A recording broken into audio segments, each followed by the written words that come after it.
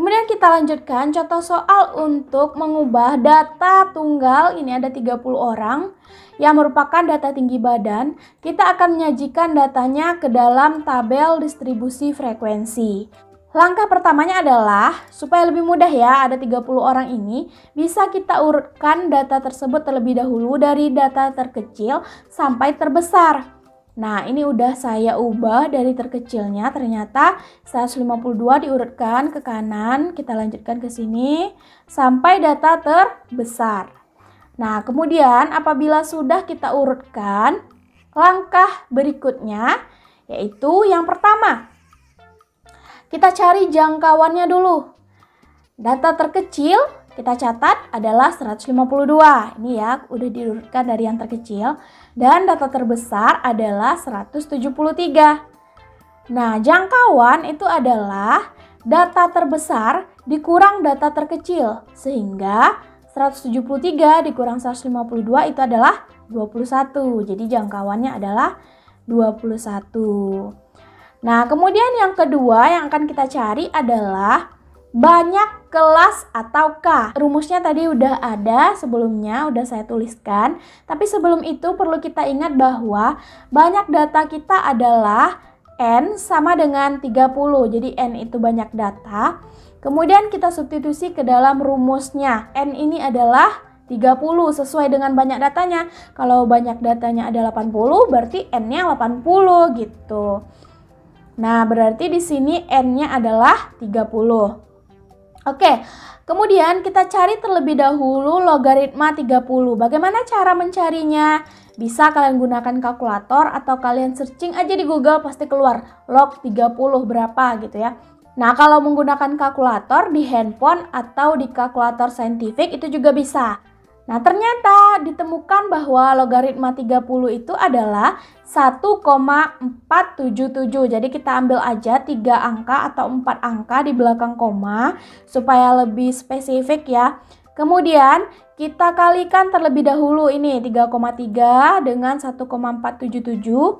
Berarti 4,8741 baru dijumlahkan dengan 1. Sehingga K sama dengan 5,8741 atau kita bulatkan menjadi 6. Jadi kita bulatkan ke bilangan bulat. Oke, jadi banyak kelasnya adalah 6 ya.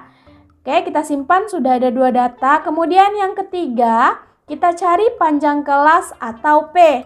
Panjang kelas rumusnya adalah jangkauan dibagi banyak kelas. Jangkauannya tadi udah dapat 21 dan banyak kelasnya ada 6. Berarti 21 dibagi 6 sama dengan 3,5 atau kita bulatkan menjadi 4. Jadi panjang kelasnya adalah 4. Oke, kita lanjut. Yang keempat yaitu kita tentukan interval kelasnya. Untuk kelas interval itu adalah batas bawah sampai batas atas seperti yang sebelumnya udah dijelaskan tadi ya. Kita cari dulu batas bawahnya. Untuk kelas yang pertama tentunya batas bawahnya tentunya adalah data terkecil. Nah, data terkecil itu tadi ya. Kita mulai dari yang paling kecil 152. Kelas yang pertama. Nah, kemudian sampai berapa? Sampai batas atas. Nah, bagaimana caranya kita bisa menentukan batas atasnya? Nah, batas atas itu rumusnya adalah batas bawah ditambah P atau panjang kelas dikurang 1. Jadi panjang kelas kita tadi adalah 4, berarti 4 dikurang 1 adalah 3. Berarti batas bawahnya 152 ditambah 3 sama dengan 155. Jadi batas atasnya adalah 155. Kemudian untuk kelas yang kedua kita mulai satu angka setelah 155. Berarti batas bawahnya adalah 156. Sampai berapa? Nah, batas atasnya boleh kita hitung kayak cara yang tadi ya. Boleh dijumlahkan dengan 3 berarti 159. Atau boleh juga kalau mau dihitung satu-satu, dia kan panjang kelasnya 4 berarti 156, 157, 158, 159. Boleh juga seperti itu. Jadi batas atasnya adalah 159. Kemudian untuk kelas ketiga berarti setelah 159 adalah 160. Ditambah 3, 163. Begitu seterusnya. Sampai ke kelas yang ke-6. Nah, kenapa ya kita berhenti di kelas yang ke-6? Jadi jawabannya, kita kan tadi sudah mencari bahwa banyak kelas itu hanya boleh 6 ya. 6. Dan kalaupun kita lihat di sini batas atas dari kelas ke-6 itu nilainya sudah 175. Dan berarti ini sudah mencakup semua data karena data tertinggi kita tadi adalah 173. Jadi sudah terdata semuanya di dalam semua kelas ini. Tinggal kita masukkan ke tabel distribusi frekuensinya. Nah, ini sudah saya salinkan kembali data kelas interval pertama sampai kelas interval ke-6. Apa aja sih yang kita isi di frekuensi ini gitu ya? Bagaimana cara menentukannya? Jadi kita lihat di sini data untuk kelas pertama itu adalah nilai dari 152 sampai 155. Nah, dari data yang sudah diurutkan tadi, kita hitung aja nih dari yang 152 sampai 155 itu ada berapa data gitu. Nah, jadi kalau kita lihat kan ini ya, sampai dari sini sampai sini, berarti ada 1, 2, 3, 4, 5, 6, 7, 8.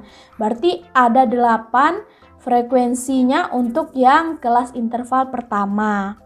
Kemudian, untuk kelas interval kedua itu adalah 156 sampai 159. Berarti dari 156 ini sampai ke 159. Nah, kita hitung 1, 2, 3, 4, 5, 6, 7. Berarti ada 7 datanya. Kemudian kelas ketiga 160 sampai 163. 160 sampai ke 163. Jumlahnya ada 1, 2, 3, 4, 5. Berarti 5 frekuensinya. Nah, begitu seterusnya ya. 164 sampai 167. Nah, di sini 167 nggak ada.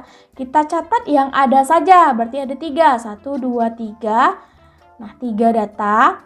Kemudian 168 sampai 171. 1, 2, 3, 4. Ada 4.